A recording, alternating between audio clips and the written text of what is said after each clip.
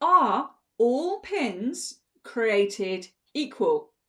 I would say not, and here is why. Let me switch camera. Okay.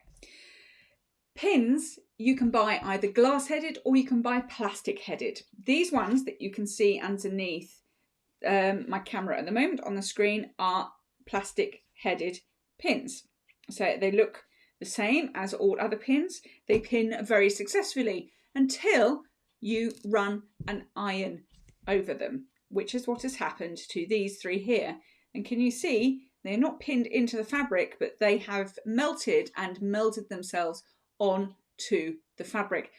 We don't want that to happen.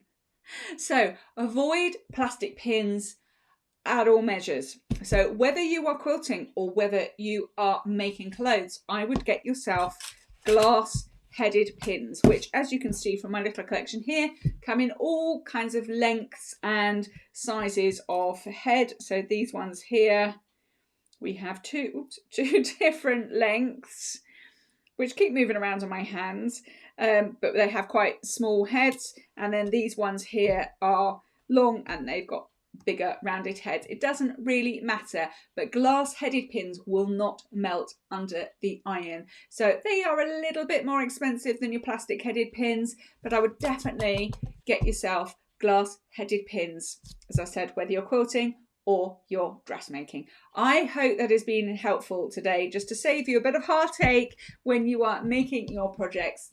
If this has been helpful, please do like and subscribe down below, and I will see you in the next video. Bye for now.